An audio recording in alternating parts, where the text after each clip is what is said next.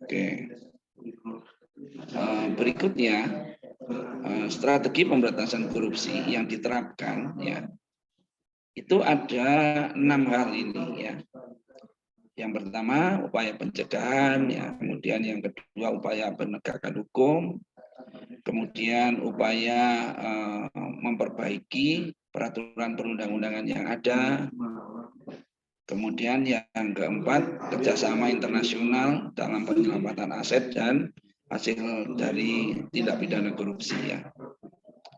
Kemudian pendidikan budaya anti korupsi, kemudian yang keenam adalah mekanisme pelaporan pelaksanaan pemberantasan korupsi.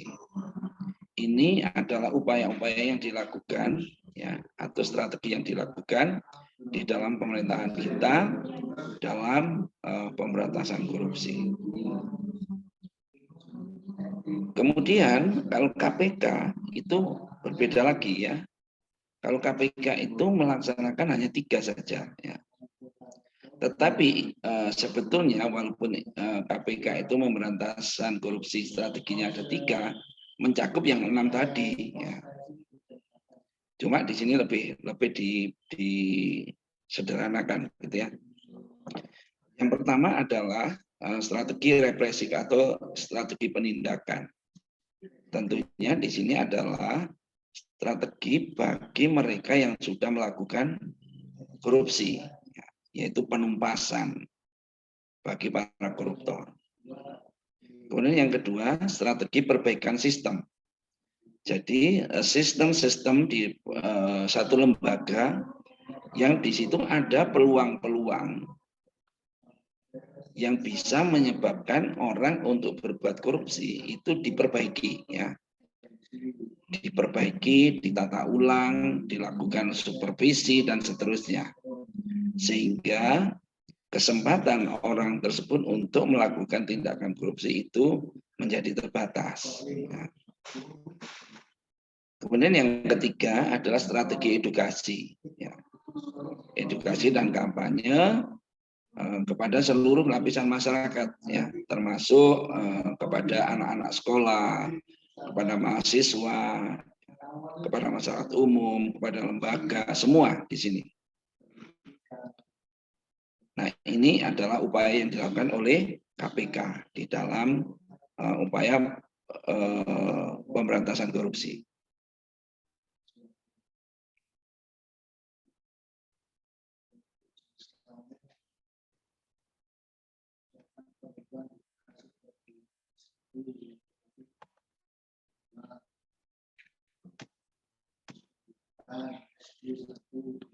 Nah, sekarang kita masuk ke upaya penindakan ya.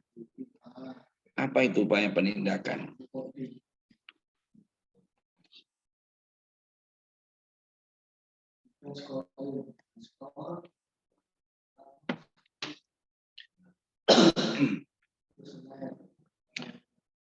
Upaya penindakan adalah upaya merupakan tindakan represif ya.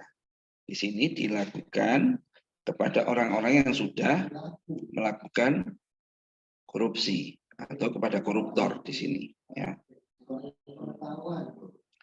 Kemudian upaya represif ini adalah menitik beratkan kepada penumpasan. Jadi ini kejahatan yang sudah dilakukan oleh para koruptor itu ditumpas dengan menegakkan hukum. Kenapa ini dilakukan? Ya, itu agar memberikan efek jerah kepada koruptor atau kepada orang-orang yang mungkin mempunyai niat untuk melakukan tindakan korupsi dengan melihat orang-orang yang sudah dijatuhi hukuman untuk tindakan-tindakan korupsi yang dilakukan itu bisa dilakukan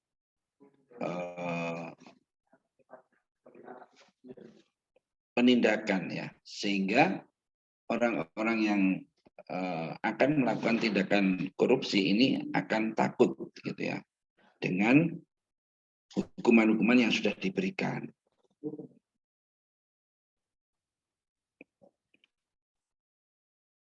Nah, di sini ya langkah-langkah upaya penindakan itu apa? Nah, tentunya di dalam pemberantasan korupsi itu yang pertama itu mestinya adalah adanya laporan ya. Adanya laporan pengaduan dari masyarakat tentang tindak kejahatan korupsi yang dilakukan oleh koruptor itu ya. Karena biasanya itu yang mengetahui tindakan korupsi yang dilakukan itu adalah orang-orang yang dekat ya, orang-orang yang dekat dengan pelaku yang mengetahui tindakan tersebut. Sedangkan aparat hukum sebetulnya nggak ngerti, sebelumnya nggak ngerti ya. Biasanya itu adalah orang-orang dekat ya, mungkin kalau di instansi di satu kantor ya orang satu kantor itu yang tahu. Nah, ini diharapkan ya orang-orang yang mengetahui dengan adanya tindak pidana korupsi itu melaporkan. Ya. Nah, kalau sudah ada laporan ya, kepada penegak hukum, di sini bisa polisi atau bisa KPK ya, lebih spesifik adalah KPK misalnya. Nah, laporan tersebut itu akan dilakukan verifikasi, ya, akan ditelaah. Apakah mungkin ini dilakukan, ya, apakah laporan ini benar-benar, apakah laporan ini palsu, apakah laporan ini adalah berupa fitnah dan sebagainya. Akan dilakukan verifikasi. Kemudian kalau memang di situ dari verifikasi dan penelaahan yang dilakukan itu memungkinkan atau kemungkinan memang di sana terjadi satu tindakan itu, maka langkah selanjutnya adalah melakukan penyelidikan. Penyelidikan.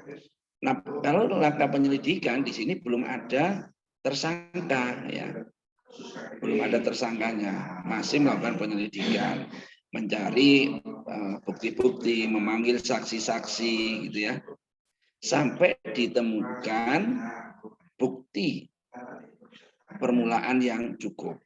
Ya. Sampai ditemukan bukti-bukti permulaan yang cukup.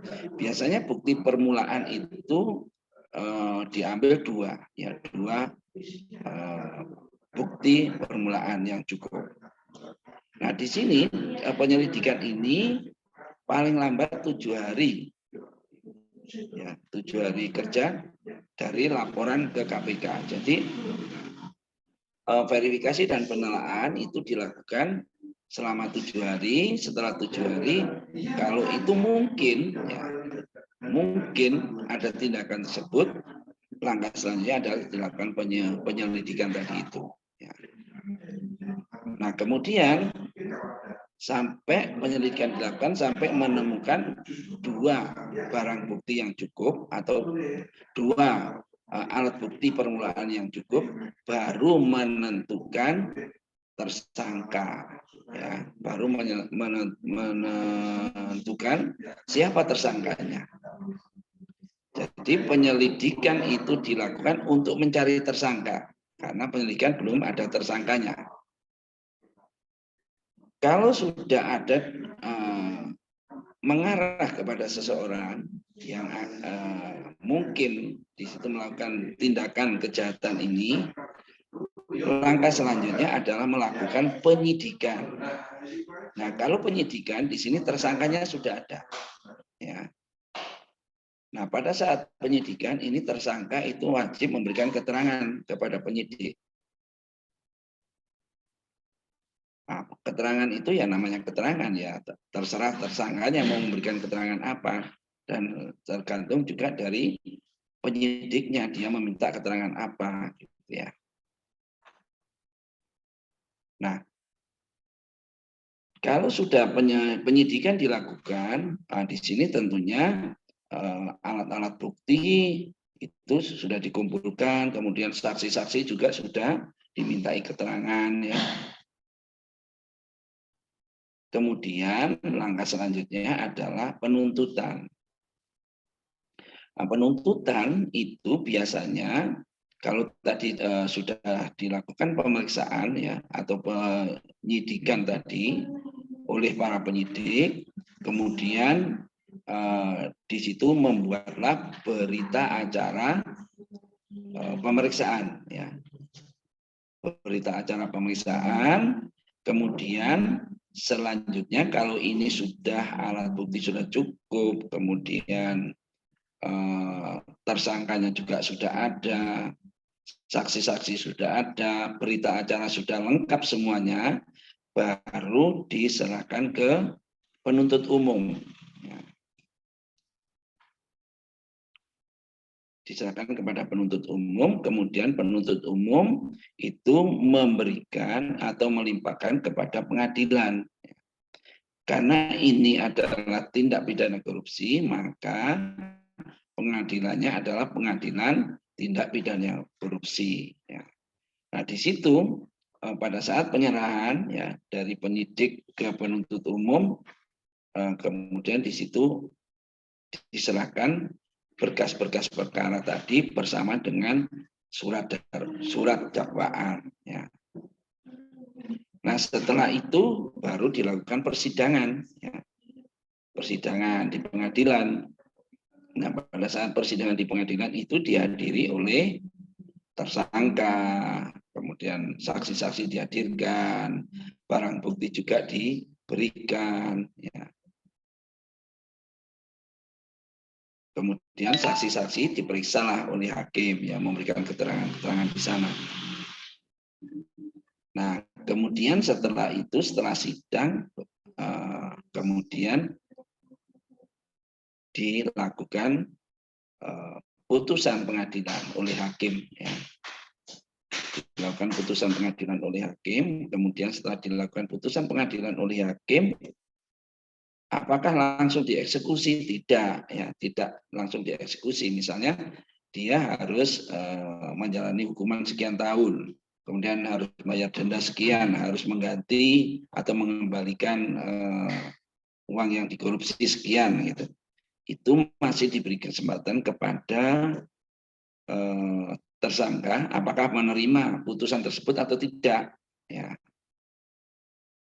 Kalau misalnya menerima ya sudah langsung dilakukan eksekusi. Tapi kalau nggak menerima, misalnya masih melakukan banding, ya disilakan. Ya. Lakukan banding. Biasanya banding dilakukan kepada Mahkamah Agung, gitu ya. Nah, kalau nanti sudah ada putusan dari Mahkamah Agung, nah itu sudah mendapatkan kekuatan hukum yang tetap. Ya. Nah, setelah mendapat kekuatan hukum yang tetap, kemudian jaksa menyerahkan tersangkanya untuk dilakukan eksekusi ya. Kalau misalnya dia harus dihukum kurungan, ya harus dimasukkan penjara.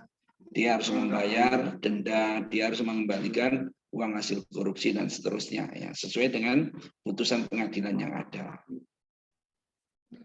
Nah, ini adalah proses untuk upaya penindakan yang dilakukan.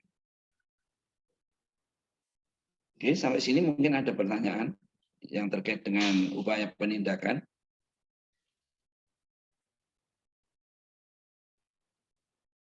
Nggak ada ya? Oke, baik. Kalau gitu saya lanjut ya. Saya lanjutkan upaya pencegahan sekarang. Ya, kalau tadi upaya penindakan, sekarang upaya pencegahan. Upaya pencegahan ini ditujukan untuk mempersempit peluang. Jadi namanya mencegah itu mempersempit peluang untuk supaya orang itu tidak melakukan satu tindak pidana korupsi. Ya. Dan tentunya di sini dilakukan pada lembaga-lembaga ya, yang ada. Ya. Biasanya ini yang menyangkut pelayanan-pelayanan publik ya. Biasanya seperti itu. Nah, upaya pencegahan apa saja yang telah dilakukan di sini ya, atau yang telah, sedang dan akan dilakukan. Yang pertama adalah peningkatan transparansi dan akuntabilitas dalam administrasi dan pelayanan publik, ya. Jadi di sini transparansi dilakukan dalam pengelolaan keuangan. Dengan adanya transparansi, itu orang tidak bisa, dia akan melakukan satu tindakan-tindakan yang bersifat koruptif, ya. Kemudian yang kedua, peningkatan efektivitas sistem pengawasan, ya. Jadi pengawasannya diperketat gitu ya. Di dalam penyelenggaraan pemerintahan, kemudian dalam pengelolaan keuangan negara, ya. Kemudian juga nilai-nilai integritas bagi pelaksana pemerintahan itu juga akan dilakukan, ya. Artinya di sini pengelola-pengelola yang terkait dengan pengelolaan keuangan negara itu harus diberikan kepada orang-orang yang mempunyai integritas, ya, yang mempunyai kejujuran, kedisiplinan, tanggung jawab dan sebagainya. Nah, di sini biasanya korupsi, ya, itu dilakukan di tempat-tempat yang memberikan izin, misalnya, ya, memberikan izin perizinan, contoh misalnya SIM, misalnya surat izin mengemudi, ya, kemudian surat izin usaha dan seterusnya, ya. Nah, itu biasanya di sini dilakukan efektivitas, ya, lebih efektif dalam pemberian izin supaya tidak terjadi tindakan-tindakan pungutan liar dan seterusnya, ya. Kemudian efektivitas pelayanan pajak dan bea cukai. Nah, pajak dan bea cukai ini adalah satu tempat yang memberikan banyak peluang biasanya untuk orang melakukan korupsi, ya. Melakukan korupsi, melakukan penyuapan-penyuapan. Di sini akan dilakukan efektivitas, ya. Kemudian penguatan komitmen anti korupsi di semua elemen, ya, baik itu eksekutif, legislatif, yudikatif, ya. Jadi komitmen di dalam anti korupsi itu harus tetap ditanamkan, ya, kepada elemen-elemen ini. Kemudian penerapan sistem seleksi, penempatan, promosi jabatan itu dipilih orang-orang yang mempunyai integritas dan harus membuat fakta integritas bagi pejabat-pejabat yang akan diangkat, ya. Kemudian penguatan mekanisme penanganan keluhan, ya. Jadi kalau jadi ada tempat-tempat tertentu yang disiapkan oleh pemerintah untuk menyampaikan keluhan-keluhan yang dirasakan oleh masyarakat. Kemudian tempat-tempat pengaduan, ya, termasuk di sini pengaduan tentang tindak pidana korupsi itu juga diberikan akses kepada masyarakat, ya. Kemudian penanganan pengawasan internal dan eksternal. Jadi di setiap institusi itu ada pengawasnya, ya. Misalnya SPI, ya. Kemudian Inspektorat Jenderal. Itu yang akan mengawasi di setiap institusi, ya. Itu secara internal. Kalau secara eksternal juga ada, misalnya Badan Pemeriksa Keuangan, ya, BPKP misalnya. Itu juga pengawasan eksternal yang akan melakukan pengawasan tentang tindakan yang bersifat koruptif, ya. Kemudian transparansi dan akuntabilitas pengelolaan keuangan serta kinerja menuju WTP, ya, wajar tanpa pengecualian. Ini terkait dengan laporan keuangan. Kemudian fokus pencegahannya saya kira ini tadi sudah saya sampaikan, ya. Untuk pelayanan publik Ini kebijakan-kebijakan yang dilakukan, ya. Artinya di sini targetnya jelas, ya, dalam perizinan, ya. Kemudian integritas mekanisme penanganan keluhan ini juga diintensifkan.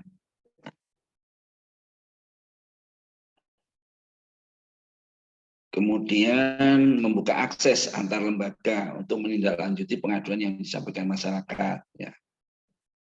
Jadi pengaduan-pengaduan, ya, lembaga-lembaga yang terkait dengan hal tersebut itu harus ada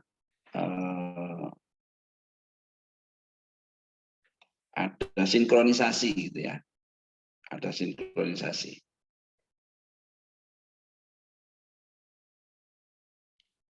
Oke, ini kemudian keterbukaan, ya, SOP di dalam penanganan perkara dalam proses pemrosesan perkara, kemudian kode etik dan sanksi, ya, biasanya ini terkait dengan profesi, ya, ini juga harus ditegakkan. Kemudian pengendalian dan pengawasan proses pelayanan publik.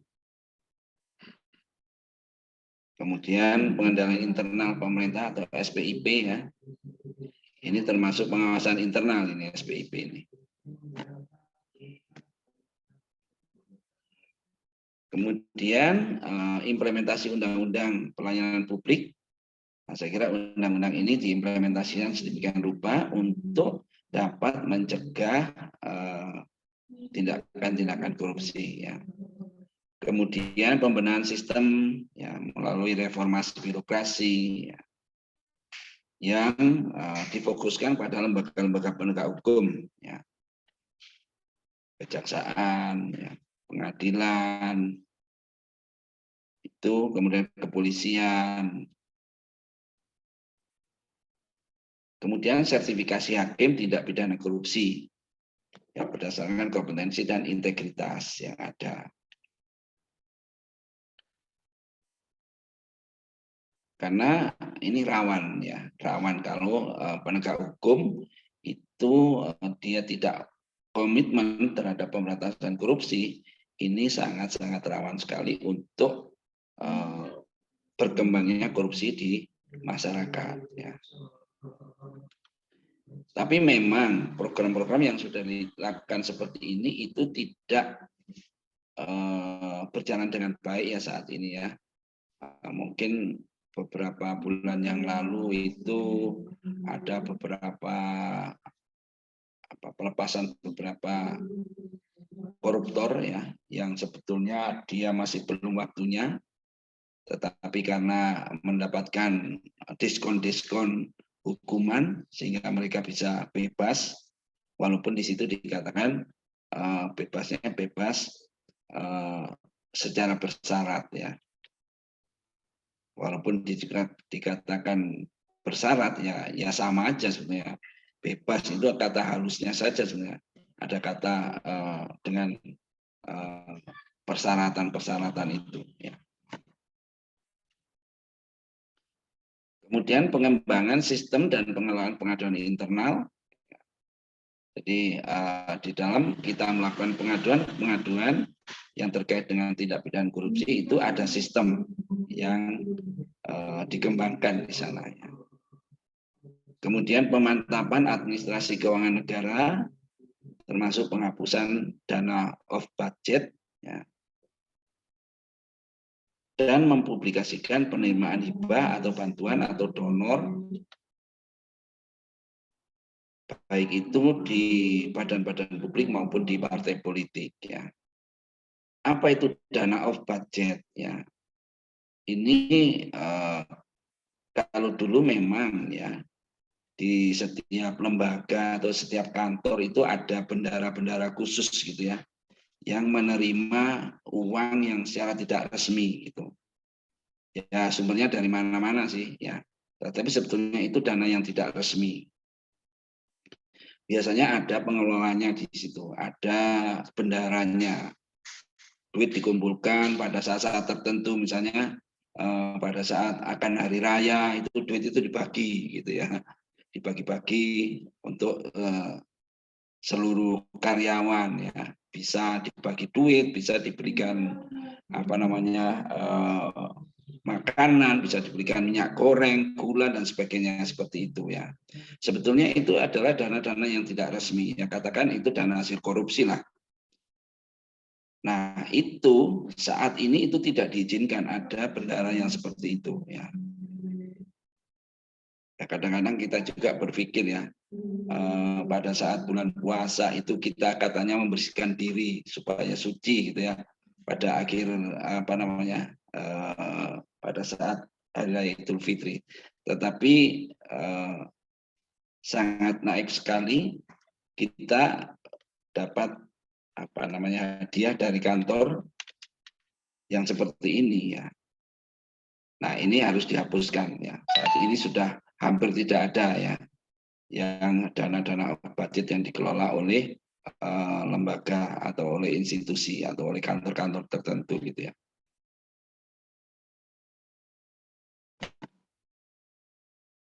Kemudian penyusunan dan publikasi laporan keuangan, ya, ini dengan opini WTP, ya, wajar tanpa pengecualian bagi kementerian dan lembaga. Ini nanti ada mungkin untuk WTP dan ini mungkin sudah dijelaskan, ya, sama Pak Eko ini, ya. Sudah atau belum good governance? Pak Eko sudah pernah menjelaskan ini? Halo? Sepertinya sudah pernah, Pak. Ya, oke, baik, ya. Nah, jadi ini adalah untuk upaya-upaya di dalam rangka mencegah tindakan korupsi, ya. Kemudian pembatasan nilai-nilai transaksi tunai. Jadi transaksi tunai itu dibatasi sedemikian rupa, ya.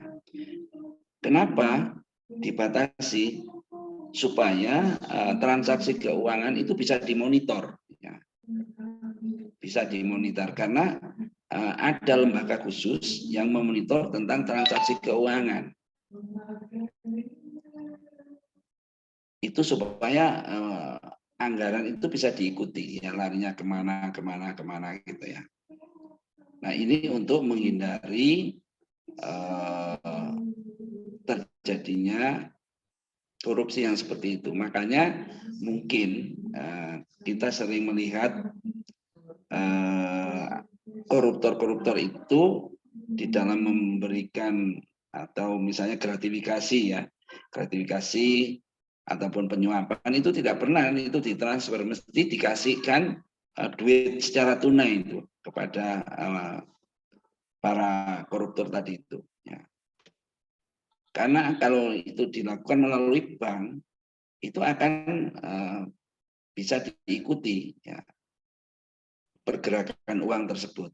Maka biasanya itu diserahkan secara tunai, baik itu berupa rupiah ataupun berupa dolar. Kemudian penertiban dan publikasi laporan harta kekayaan penyelenggara negara, ya, bagi pejabat. Nah, ini biasanya harta kekayaan dari penyelenggara negara berupa apapun itu dilaporkan, ya. Sehingga di sini apabila ada penambahan-penambahan yang tidak wajar itu bisa dipantau, ya. Biasanya di sini setiap pegawai itu dimintai, ya, data-data yang terkait dengan harta kekayaan yang dimiliki, ya. Punya tabungan berapa, punya mobil berapa, punya rumah, ya, harganya berapa, ya. Kemudian itu diperoleh tahun berapa, itu ada seperti itu, ya. Sehingga apabila ada penambahan-penambahan pada tahun berikutnya itu yang tidak sesuai dengan pendapatan yang diperoleh itu bisa dianalisis, gitu, ya. Dari mana duit ini asalnya, gitu. Atau penambahan kekayaan ini dari mana, padahal gajinya dia cuma sekian, nah, itu, ya. Kemudian berikutnya penguatan mekanisme kelembagaan ya dalam perekrutan, penempatan, mutasi ya. Sehingga di sini menghindari terjadinya tindakan-tindakan yang berupa penyuapan ya. Karena sering di sini jual beli jabatan itu terjadi di dalam pemerintahan, sehingga yang bisa menduduki jabatan tertentu itu orang-orang yang punya duit, yang bisa membayar, sehingga kita sering mendengar ya jual beli jabatan yang mungkin untuk tahun-tahun ini atau beberapa bulan yang lalu itu terjadi di Probolinggo misalnya, yang melibatkan Bupati Probolinggo itu ya, yang untuk pejabat-pejabat ya, kepala bidang, kepala bagian, kepala sekolah, camat itu harus membayar uang-uang tertentu kepada bupati supaya dia diangkat menduduki jabatan-jabatan tertentu. Nah, di sini dengan adanya pengaturan yang baik ya, kesempatan-kesempatan itu tidak bisa dilakukan karena pengangkatan itu bukan berdasarkan uang yang dimiliki, tapi berdasarkan rekam jejak, berdasarkan kompetensi dan integritas yang dimiliki. Oke, ya. Kemudian transparansi dan akuntabilitas dalam mekanisme pengadaan barang dan jasa ya. Jadi di sini pengadaan barang, misalnya pembelian barang itu dilakukan transparansi supaya kalau ada hal yang tidak sesuai itu bisa diketahui ya. Kemudian transparansi dan akuntabilitas laporan kinerja tahunan kementerian dan lembaga serta pemerintah daerah yang dilaporkan dan dipublikasikan secara tepat waktu. Jadi di sini hasil kerjanya itu dipublikasikan ya. Kemudian penerapan fakta integritas. Jadi para pejabat yang akan menduduki jabatan tertentu harus tanda tangan ya. Tanda tangan kontrak bahwa dia akan melaksanakan dengan jujur, disiplin, tanggung jawab seperti itu. Saya kira itu tadi upaya-upaya yang dilakukan ya. Kemudian ada lagi ya, di dalam mencegah terjadinya tindakan korupsi itu misalnya pembentukan lembaga-lembaga anti korupsi ya, misalnya membentuk KPK ya. KPK itu adalah lembaga yang didirikan khusus untuk pemberantasan korupsi. Ya, misalnya ini ya, KPK yang dibentuk ya sejak tahun 2003 ya. Saya kira sepak terjang KPK kita sudah tahu semua. Kemudian lembaga ombudsman. Nah, ini lembaga ombudsman ini juga disiapkan oleh pemerintah untuk tempat melaporkan ya, untuk tempat melaporkan bagi siapa saja yang tidak puas terhadap terhadap pelayanan yang diberikan oleh aparatur negara. Ya. Jadi misalnya kita ngurus KTP misalnya, gitu ya, dipersulit ya harus ini ya, kita ada tempat melapor. Ya. Di mana ya ini lembaga ombudsman ini tempat melapornya. Ya. Nanti akan diproses di situ. Jadi di sini lembaga ombudsman itu adalah menyediakan sarana bagi masyarakat yang ingin mengadukan atau melaporkan apa yang dilakukan oleh lembaga pemerintah dan pegawainya kepada masyarakat ya. Jadi kalau nggak puas ya kita lapor di lembaga ini. Ya. Kemudian pada tingkat kementerian itu ada yang namanya Inspektorat Jenderal, ya, Irjen, ya. Inspektorat Jenderal di tingkat kementerian. Contohnya misalnya kita di Kementerian Kesehatan itu ada Inspektorat Jenderal Kementerian Kesehatan. di sini dia selalu melakukan pemeriksaan, ya, pengawasan terhadap Kementerian Kesehatan. Termasuk kita di Poltekkes ini sering didatangi oleh petugas-petugas dari Irjen ini. Bahkan kalau datang itu biasanya Irjen ini kalau datang itu ya dia biasanya menemui mahasiswa, ya tanya keluhan-keluhan apa, untuk melakukan pengecekan, pengawasan apakah yang dilakukan oleh Poltekkes ini benar apa enggak gitu ya. Biasanya yang ditanya adalah mahasiswa, ya, atau pegawai-pegawai yang bukan pejabatnya gitu ya. Sehingga di sini apabila ada hal-hal yang kurang bagus, ya itu bisa diperbaiki. Biasanya Inspektur Jenderal ini setelah dia mengunjungi daerah tertentu, dia membuat laporan, ya, disampaikan. Kemudian sebagai lembaga yang dikunjungi itu harus memperbaiki, ya.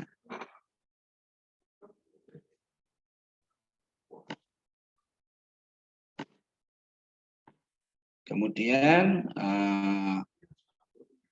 kalau di sektor publik misalnya, ya, mewajibkan semua pejabat publik untuk mengumumkan, melaporkan kekayaan. Tadi sudah saya sampaikan itu, ya. Jadi pejabat atau pegawai itu harus melaporkan hasil kekayaan yang dimiliki, ya.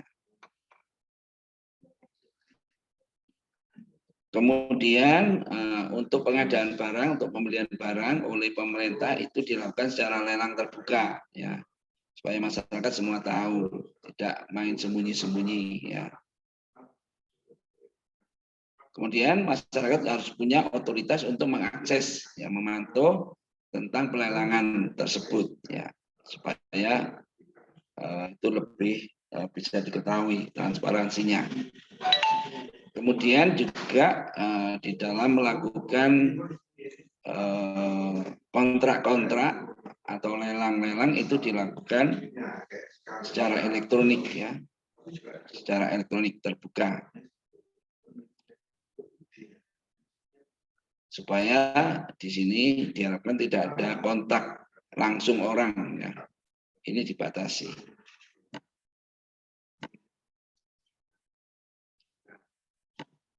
Kemudian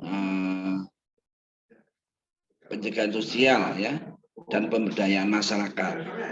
Misalnya masyarakat itu harus mempunyai akses untuk mendapatkan informasi-informasi, ya. Kemudian meningkatkan kesadaran dan kepedulian terhadap bahaya korupsi.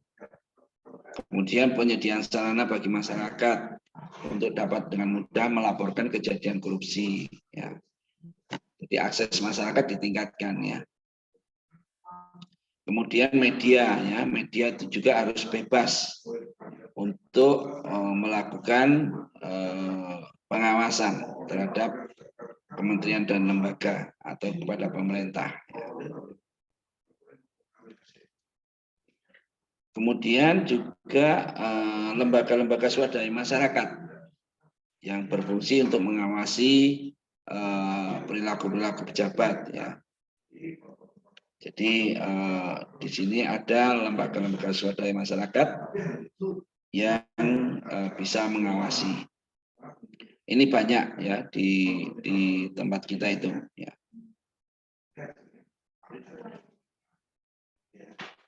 Kemudian memasang perangkat untuk mengetahui dan mengumpulkan data, ya, di tempat-tempat tertentu, misalnya dengan memasang CCTV, ya, di tempat-tempat pelayanan, sehingga di situ bisa diketahui apabila ada orang yang melakukan penyuapan dan sebagainya. Kemudian instrumen hukum, ya, ada undang-undang pemberantasan tindak pidana korupsi, undang-undang tentang pencucian uang, undang-undang tentang perlindungan saksi dan korban, ya, undang-undang kebebasan pers, ya, kode etik pejabat dan seterusnya, ya. Jadi banyak, ya, instrumen-instrumen hukum untuk memberikan pembatasan-pembatasan terhadap orang untuk melakukan kecurangan-kecurangan, gitu ya. Kemudian MONEF ya,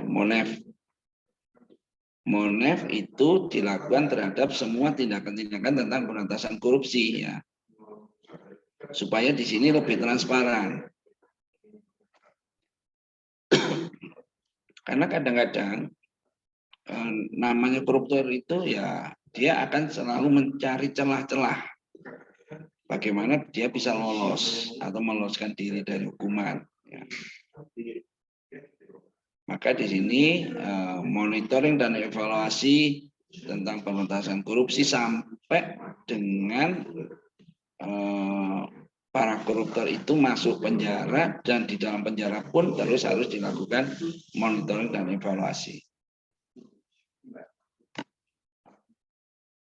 Kemudian itu tadi adalah upaya-upaya yang dilakukan di dalam negeri ya. Kemudian juga dengan luar negeri juga ada ya kerjasama internasional itu juga bisa dilakukan. Ya. Kerjasama internasional dalam pemberantasan korupsi. Karena apa di sini kok harus ada kerjasama dengan luar negeri ya? Karena biasanya para koruptor itu juga tidak menyimpan duitnya di dalam negeri, dia menyimpan duitnya itu di luar negeri. Hasil kekayaan yang diperoleh dengan korupsi itu kalau disimpan di luar negeri dia takut, dalam negeri dia takut, sehingga dia akan simpan di luar negeri. Nah, untuk bisa supaya aset-aset itu, hasil korupsi itu bisa kembali, nah itu harus ada kerjasama ya dengan negara-negara di mana para koruptor itu menyimpan duitnya. Nah, ini dalam rangka penyelamatan uang negara hasil korupsi ya, atau penyelamatan aset. Juga selain itu kerjasama internasional ini juga untuk pencegahan, ya, pencegahan. Dengan siapa saja? Ya bisa dengan PBB ya. Jadi negara kita juga dengan PBB itu selalu aktif ya di dalam upaya-upaya pencegahan korupsi. Ya. Kemudian dengan Bank Dunia juga ya. Dengan Bank Dunia. Kenapa kok dengan Bank Dunia ya tadi? Kadang-kadang uang itu disimpan di luar negeri misalnya ya, di negara-negara tertentu misalnya. Nah, tentunya Bank Dunia ini kan mempunyai akses terhadap mereka ya, sehingga kita juga harus kerjasama dengan Bank Dunia terkait dengan pemberantasan korupsi. Kemudian gerakan lembaga swadaya masyarakat atau swadaya internasional ya, ada transparansi internasional ya, banyak lembaga-lembaga internasional yang bergerak di bidang pemberantasan korupsi ini ya. Bisa tadi ya, transparansi internasional, kemudian TIRI ya.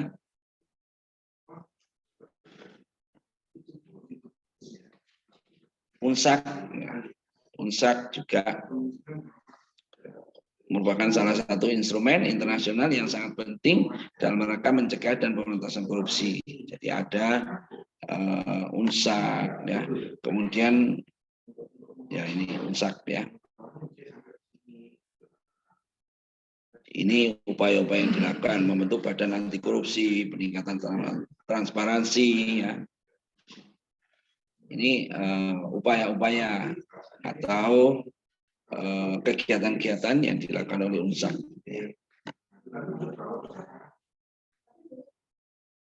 Jadi banyak ya UNSAC ini. Kalian nanti bisa baca sendiri ya.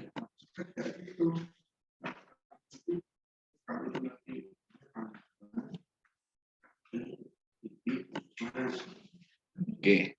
Itu tadi adalah secara garis besar ya upaya-upaya yang dilakukan. Jadi di sini bisa disimpulkan dari uraian saya tadi bahwa strategi dalam pemberantasan korupsi itu tidak sederhana ya. Jadi di sini di dalam pemberantasan korupsi itu harus disesuaikan dengan konteks masyarakat mana yang dihadapi dan organisasi mana yang dihadapi. Ya. Juga karakteristik atau ciri-ciri ya pihak terkait yang ada di lingkungan tersebut. Kita harus memahami. Kemudian secara nasional tadi ada 6 strategi nasional ya. Kemudian kalau untuk KPK itu ada 3, ya, ada 3 strategi. Secara nasional ada 6, tapi KPK itu ada 3. Tapi intinya adalah sama ya antara yang 6 dengan 3 itu.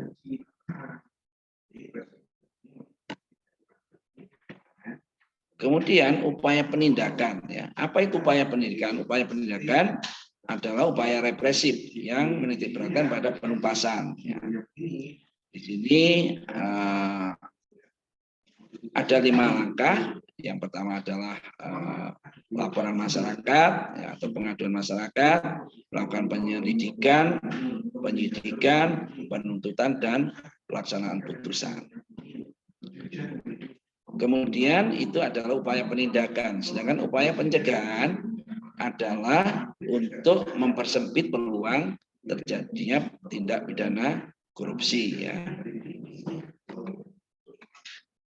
Nah, upaya pencegahan yang ada itu mulai dari pembentukan lembaga anti korupsi ya, pencegahan korupsi di sektor publik, pencegahan sosial dan pemberdayaan masyarakat, pembuatan instrumen hukum, kemudian monitoring dan evaluasi. Kemudian kerjasama internasional itu juga sangat penting ya untuk mengembangkan strategi global untuk melawan korupsi melalui kebijakan-kebijakan pencegahan di tingkat internasional yang wajib dipatuhi oleh seluruh negara. Saya kira itu yang bisa saya sampaikan untuk hari ini ya. Kemudian sebagai praktek, untuk praktek saya minta kalian untuk membuat flyer, membuat poster gitu ya. Jadi setiap mahasiswa tolong membuat poster dengan topik itu nilai-nilai anti korupsi atau gratifikasi, terserah kalian pilih yang mana ya. Topiknya itu, kemudian setelah jadi, ya setelah jadi sudah dibuat, setelah jadi silakan kalian sosialisasikan poster kalian itu melalui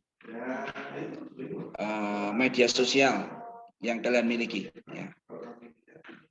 Minimal 3, ya minimal 3 kali dipublikasikan. Minimal 3 kali dipublikasikan. Kemudian hasil publikasinya tolong di screenshot. Kemudian hasil screenshotnya dijadikan 1 halaman gitu ya. Hasil screenshotnya dijadikan 1 halaman, kemudian simpan di PDF, kemudian diupload di GC. Jadi yang diupload 2 ya, yang diupload di GC 2. Yang pertama adalah hasil screenshotnya dan posternya. Jadi setiap mahasiswa mengupload 2 tadi itu, hasil screenshot dan poster di GC-nya. Saya kira itu yang bisa saya berikan. Mungkin kalau ada pertanyaan, saya persilakan.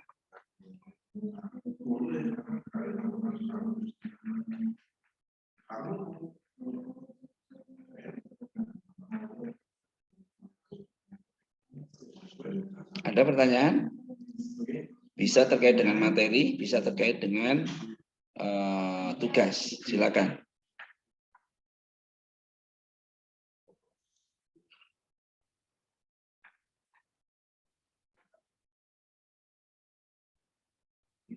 Oke. Bisa bertanya tentang materi, bisa terkait dengan tugasnya.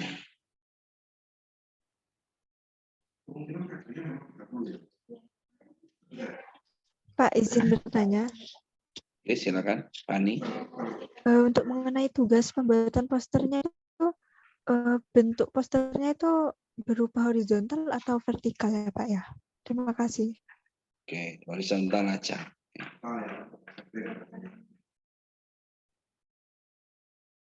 Horizontal aja supaya bisa, kalau di HP kan bisa pas gitu ya.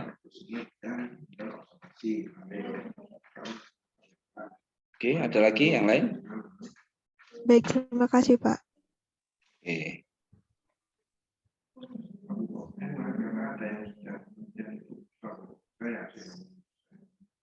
Oke, nggak ada. Oke, kalau untuk materi ini saya kira kalau sudah nggak ada, saya cukupkan. Kemudian saya ingatkan lagi tadi untuk seluruh mahasiswa untuk bisa melihat tugas-tugas yang belum, mulai dari 1 sampai pertemuan 1 sampai pertemuan ke-9 ini ya, pertemuan 2 ya yang dengan saya ya. Tolong dilihat yang belum mengupload tugasnya, silakan diupload. Karena kalau nanti kalian tidak mengupload tugasnya, itu nilai kalian itu akan kurang. Padahal nilai tugas dan praktek itu besar ya. Ini bobotnya besar. Dan pembagiannya adalah dibagi sesuai dengan jumlah tugas. Misalnya sekarang ada tugasnya 5. Ya. Nilainya itu dikali 5, ya, nilainya dikali 5 dibagi 5 gitu ya. Tapi kalau misalnya kalian hanya dari 5 mengerjakan 4, berarti nanti dijumlahkan dibagi 5 ya. Padahal kalian mengerjakannya cuma 4. Walaupun nilainya 90 semua, ya misalnya 90 semua nilainya, dapatnya 90. Kalau 5-5-nya dapat 90 ya kan 90 dapatnya. Tapi kalau sekarang mengerjakan hanya 4 ya 36 dibagi 5 kan gitu nanti. Nilainya kan sangat kurang sekali ya. Sekali lagi saya ingatkan, tadi ada beberapa orang yang sudah saya sampaikan yang belum mengupload, silakan diupload. Saya kira kalau tugas-tugas kelompok itu kan tinggal mengupload saja kan ya. Kalau nggak memiliki ya tanya kelompoknya, kamu punya enggak gitu ya. Tolong saya dikasih, tak upload gitu. Kecuali tugas individu ya, tugas individu yang berupa kuis itu yang harus dikerjakan sendiri. Dan harus menggunakan akunnya sendiri. Kalau menggunakan akun temannya yang nggak bisa masuk ya. Saya kira itu, dan ini adalah pertemuan yang terakhir yang dengan saya ya, karena saya ada 7 kali pertemuan. Ini pertemuan yang terakhir dari 7 itu. Mungkin selama kita berinteraksi selama 7 pertemuan ini adalah yang kurang berkenan di hati kalian, saya mohon maaf yang sebesar-besarnya ya. Saya kiri sampai sini. Assalamualaikum warahmatullahi wabarakatuh. Waalaikumsalam warahmatullahi wabarakatuh. Warahmatullahi wabarakatuh. Oke, sama-sama. Terima kasih, Pak.